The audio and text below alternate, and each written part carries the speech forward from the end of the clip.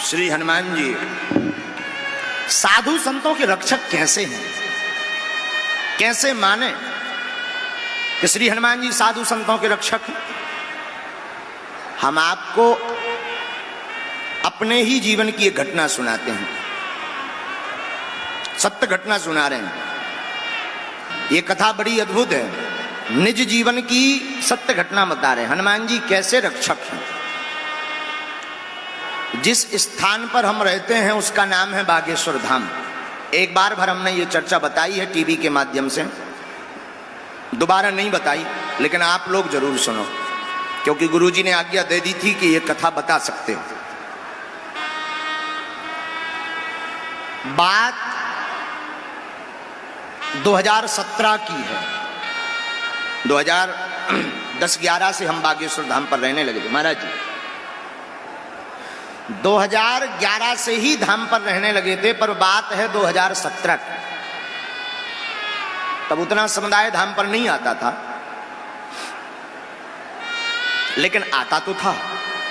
शनिवार मंगलवार आसपास क्षेत्र के भक्त आते थे, दादा गुरुजी से जो जुड़े थे।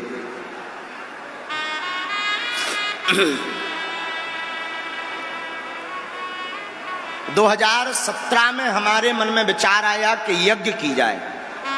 ये चौपाई इतनी सिद्ध हुई हमारे जीवन में, इस चौपाई को हम भूलते नहीं।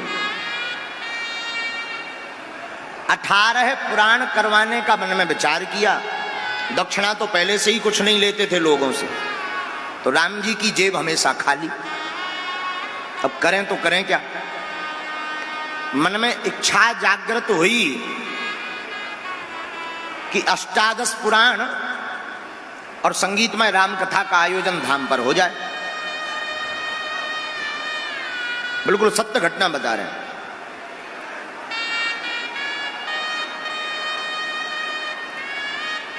दृढ़ संकल्प ले लिया, तारीख निश्चित हो गई, ब्राह्मणों को भी आमंत्रण दे दिया, तैयारी शुरू कर दी।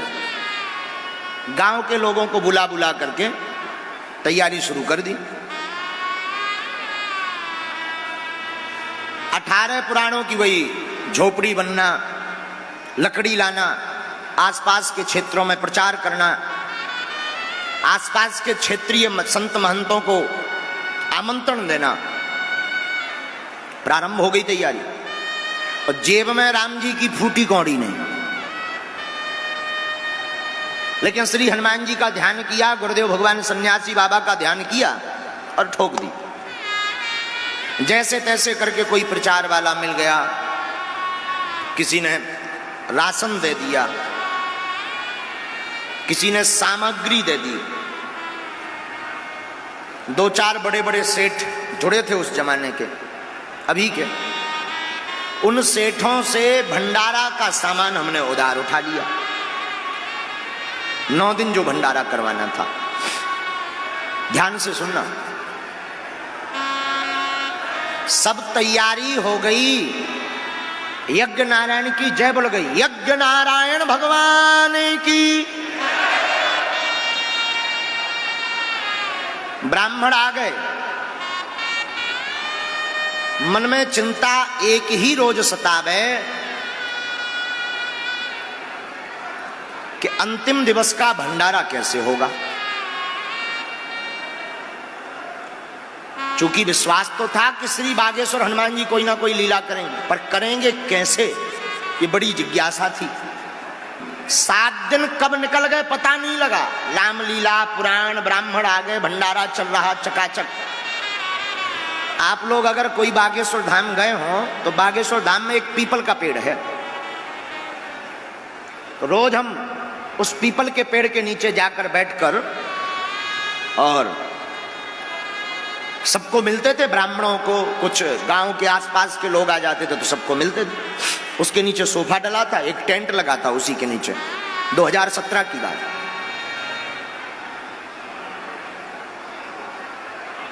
तोड़ी।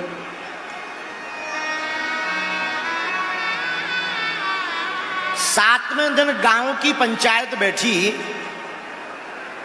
तो गांव के लोगों ने कहा कि महाराज जी, गड़ा गांव जहां हमारा है, बोले महाराज जी बूंदी का प्रसाद तो बहुत लग गया, इस बार पूरी सब्जी का भंडारा करवाएंगे। अब और मन में चिंता हो गई कि जैसे तैसे करके बूंदी की व्यवस्था तो करवा ही ले दी, अब आगी लगी लोचन के भंडारे में तो और ज्यादा पैसा लगा। कहां से लाभ है? हमारी एक जीवन भर आदत रही कि हमने ना तो किसी से उधार मांगा, ना अपनी कमी कभी किसी को बताई कि हम पे हमारे पास संपत्ति नहीं है या धन नहीं। कोई विशेष निज होता है या भक्त दिखता है तो जरूर बता देते हैं, आज तक नहीं बताया। उस वक्त तो और सिद्धांत के पक्के थे। बार बार आंखों में आंसू आवे हमारे कि हे हनुमान जी, हमें ब्राह्मणों की दक्षिणा देनी 3-3.5 लाख रुपया और भंडारा भी करवाना है। जेब में 1 रुपया नहीं है, खजाने में मात्र 22,000 रुपया, मात्र 22,000। और संकल्प था कि हमें मांगना है नहीं। हमने तो हनुमान चालीसा में पढ़ा था, साधु संत के तुम रखवार, असुरे निकंदन राम दुलारे। आप संत जनों के रक्षक हैं, हमारी भी लाज रखना। 8 दिन बीत गए यज्ञ के, सत्य घटना, 1 रुपया की व्यवस्था नहीं बनी। अब उस जमाने में भी बड़े बड़े अमीर लोग आते थे, पर स्वभाव में हमारे वही बस हंस लिया। सबको ये बताया भी नहीं, सबको अनुभव भी नहीं होने दिया कि हम किसी चिंता में।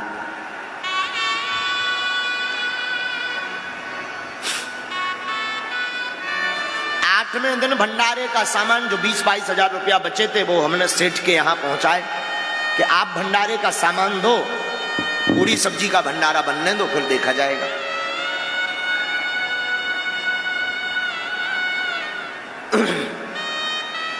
सामान आ गया, भंडारा बन गया, प्रसाद बन गया। दूसरे दिन ब्राह्मणों की विदाई बस रह गई। अब ब्राह्मणों की विदाई के लिए कोई व्यवस्था नहीं, चाहिए कम से कम 3-3.5 लाख रुपया। अब एक रात का पूरा खेल, उधार मांगना नहीं है, रात भर में कहीं से आना नहीं है। चढ़ोतरी भी आएगी तो कितनी आएगी? 50,000। सस्ता जमाना, गांव की यज्ञ 40-50 हजार आ जाएगी। चाहिए 3.5 लाख।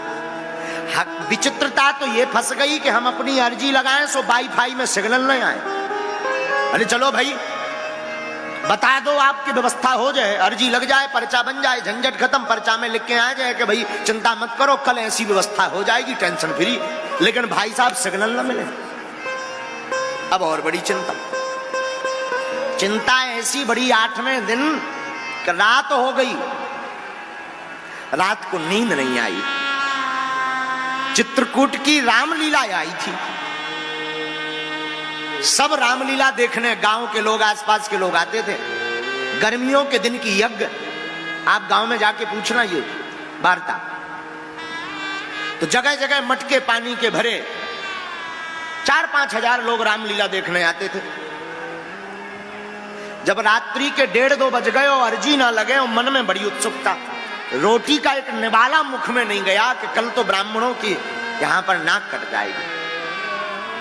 अच्छा, अर्जी लग जाए कि नहीं होनी व्यवस्था तो रात को ही ब्राह्मणों के पांव पलने के हम बाद में चुका दे भी, माफ कर दो।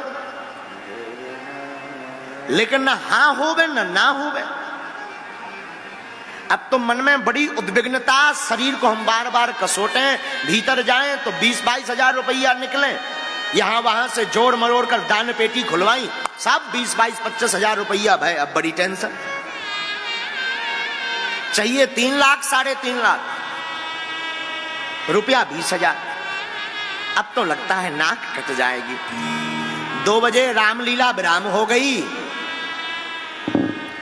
गांव के सब रामलीला देखकर चले गए। रामलीला देखकर सब जब गांव के गए तो हमें बार बार रोना आवे कि कहाँ से हमने यज्ञ ठान दी, कहाँ से ये आयोजन ठान दिया। हंसी और बेफिजूली में होनी है, हमने तो भले के लिए ठानी थी, पर इसमें तो हम बड़े बुरे फंस गए। लेकिन अब आप ही हो, ये मन में बार बार विचार आवे कि हे प्रभु अब तो आप ही हो। तो जब रामलीला बंद हो गई, 2 4 10 लोग जाग रहे थे, बाकी सब सोने लगे, 2 बज गए। तो हमने मटकों का पेड़ों के नीचे जल भरा रहता था महाराज जी, मिट्टी के मटकों का। तो एक मटका उठाया और पानी डाला, ऐसी कपड़ा पहने, वस्त्र पहने पहने हमने पानी शरीर से सिर पर डाला और नहा लिया। और एक पानी के मटके में हमने सामने हैंडपंप लगा है, आज भी लगा है, उस हैंडपंप से हमने जल भरा कि जल चढ़ाएं, शायद अर्जी सुन ले बालाजी। आंखें बार बार भर आवे कि कल तो नाक कट जाएगी। हमारी नाक कटेगी सो तो ठीक है, आपकी भी नाक कट जाएगी। कि बड़े पुजारी बनते थे, बड़े त्रिकालज्ञ बनते थे, बड़े भविष्य वक्ता बनते थे, बड़े अर्जी लगाने बनते थे, अब अपनी अर्जी नहीं लगा पाया कि पैसा नहीं हो पाऊंगा। तो मन में ये बड़ी खिन्नता आ गई। पानी का मटका हमने हाथ में लिया और मंदिर की सीढ़ियां चढ़े, 2 सीढ़ी रह ही गई थी और पैर रखने ही वाले थे, तब तक भोले बाबा के मंदिर से आवाज जोर से आई, शरीर कांप गया।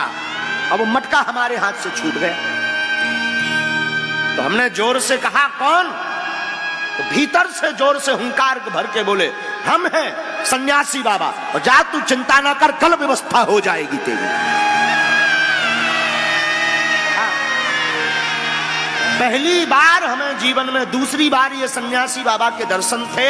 आंखों से आंसू आ गए, शरीर कप गए, रोंगटे खड़े हो गए। और डरक डरक जैसे मंदिर के सामने पहुंचे, लंबी मोटी मोटी, इतनी मोटी खड़ाऊ, गोल सुंदर बगबगाता हुआ चेहरा, सफेद, हाथ में 7-8 फुट का लंबा चमीटा और एक गेरुआ कपड़ा पहने हुए मुस्कुराता हुआ एक योगी खड़ा था। बोला, जा व्यवस्था हो जाएगी, चिंता मत कर। कांप करके गिर गए महाराज जी। हमें मारे खुशी के 30 मिनट तक हमें होश नहीं आया, 30 मिनट तक। और शरीर में जब होश आया तो मन में प्रसन्नता भई कि गुरुजी ने आज दर्शन दे।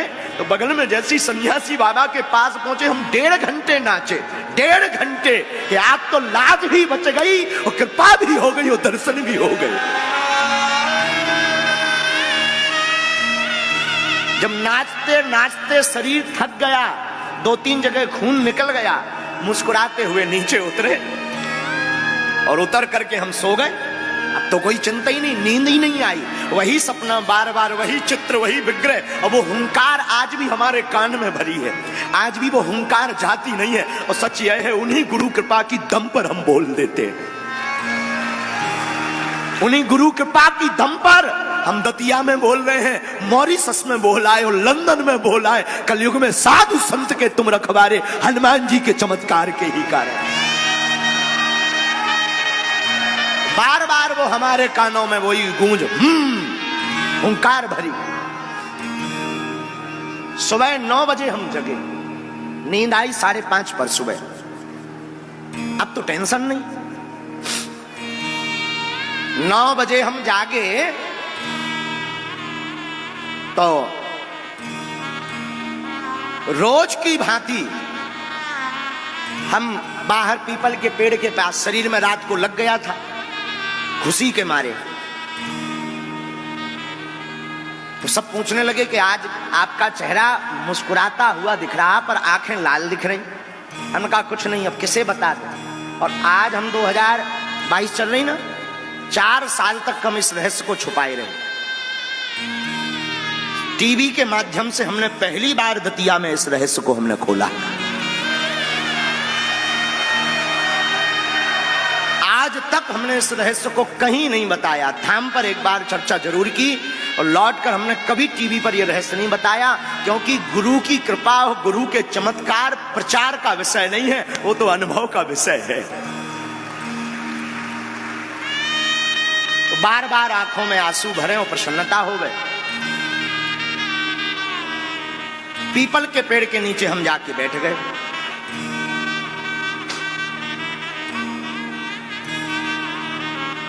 और जाके बैठे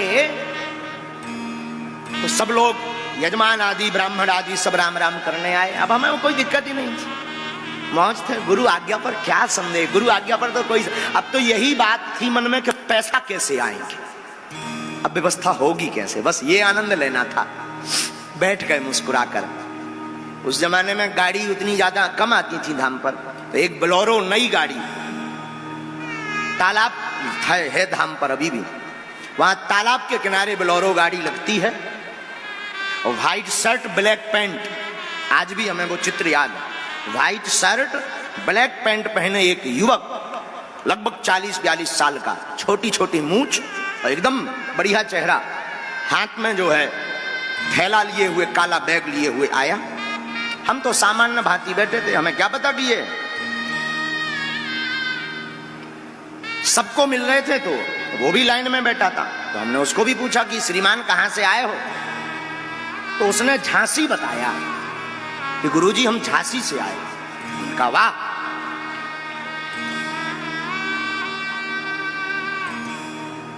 हमने सबको सीताराम की, हमने कहा अच्छे आए, आप प्रसाद पाइए, यज्ञ के दर्शन करिए, यज्ञशाला की परिक्रमा करिए। बोले गुरुजी हमें कुछ भेंट देनी है। तो एक हमारे तिवारी जी काउंटर पर बैठते थे, हमने कहा कि वहां जाओ काउंटर पर भेंट दे आओ, रसीद ले आओ। बोले नहीं गुरुजी आपके हाथ में हमें गुप्त भेंट देनी है, कुछ वस्त्र हैं। हमने कहा लाओ। एक काला बैग, कपड़ों के बहाने ब्राह्मणों के कपड़े होंगे, वस्त्र होंगे, वो हमने ले लिया। और हम तो इसी भाव में थे कि कोई आएगा दान देगा, अब पैसा कैसे मिलेंगे इस भाव। और वो व्यक्ति बिना प्रसाद पाए हमारी आंखों के सामने ही स्वयं ड्राइव करके वो बोलेरो लेके चला गया। और जब हम वो बैग लेकर के भीतर अपने कमरे में गए तो कलयुग की सत्य घटना हम 4 साल पहले की व्यासपीठ से बता रहे हैं। कलयुग में कि साधु संतों के कैसे हनुमान जी रक्षक हैं। हमने जब भीतर जाकर, एक ही कमरा बना था, उसमें जाकर के जब बैग खोला, तिवारी जी ने हमें दिया और बैग खोला तो उसके ऊपर एक पर्ची लिखी हुई थी जिसमें लाल स्याही से लिखा था जय सिया राम। और जब गिनती की तो 3,80,000 रुपयों की व्यवस्था थी। कौन है, कहां का है, कब आया, कैसे गया, कोई पता नहीं। लेकिन धन्य है कलयुग में श्री हनुमान जी, धन्य है गुरुदेव। आज भी संतों की रक्षा के लिए हनुमान जी को वो व्यक्ति बनना पड़ा और यज्ञ की लाज बचाने के लिए हनुमान जी को आना पड़ा।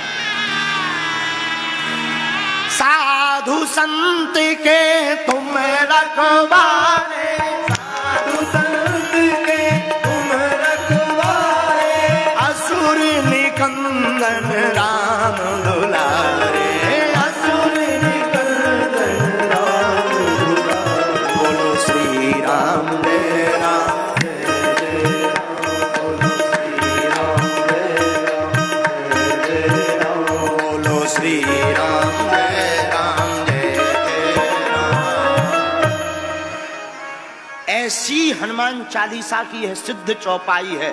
हम कोई कथा नहीं तुम्हें बता रहे, अपने जीवन की निज घटना बता रहे हैं कि जब हमारी रक्षा हनुमान जी, हम तो संत भी नहीं हैं, पक्के असंत हैं, उनके चरणों के तुच्छ से दास हैं। जब हमारे जैसे धूर्त नालायक मूर्ख पर वो कृपा कर सकते हैं तो आप भी उन हनुमान जी के चरण मत छोड़ना, इस चौपाई को मत छोड़ना, आप पर भी वो बालाजी कृपा करेंगे। मत छोड़ना पागलो, प्राण छोड़ देना, परिवार छोड़ देना, घर छोड़ देना, पर अपने हनुमान को मत छोड़ना। हमारे हनुमान जी ऐसे हैं, और देवता चित्त न धरी, हनुमत से ही सर्व सुख करे। ये ताकत सिर्फ कलयुग में अगर किसी के अंदर है, श्री हनुमान जी के अंदर है। और आज की कथा सुनकर प्रण लेकर जाना पागलो। हमने कहा था हम दतिया में किसी विशेष प्रयोजन से नहीं, आप सबको बागेश्वर हनुमान जी का पागल बनाने आए। कितने ऐसे लाखों हम आपको घटनाएं बताएं, कथाएं बताएं जिनमें हनुमान जी ने कृपा नहीं की। कितनों की घर नहीं बनाए बालाजी ने, कितनों की जिंदगी नहीं संवारी। आज तुम यहां बैठे हो, शायद कथा में ना आए होते, कहीं उपद्रव में फंसे होते, कोई गंदा काम कर रहे होते। धन्य है तुम कथा में बैठे, आनंद भी ले रहे, भक्ति भी दृढ़ कर रहे और पापों से भी बच रहे। प्यारे,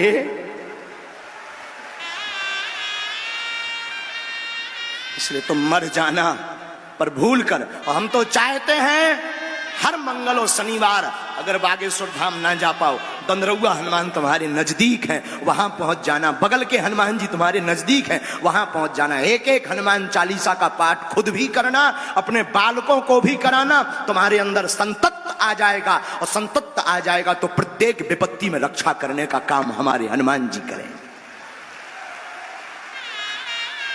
लेकिन करना पड़ेगा। आप सोचो कि हम गाल भी फुला लें और गाना भी गा लें, मुश्किल है। आप सोचो कि हमने कथा सुन ली तो तर गए, ये ऐसे नहीं। करना तो आपको ही पड़ेगा, जाना तो पड़ेगा। डले रहो दरबार में, धका धनी के खाओ, और एक दिन ऐसा आएगो कि आपो धनी हो जाओ। श्री हनुमान जी साधारण थोड़ी है। हनुमान जी ज्ञानवान है, दयावान है, बलवान है, प्रेमवान है, समर्थवान है, इसलिए इनका नाम श्री हनुमान है।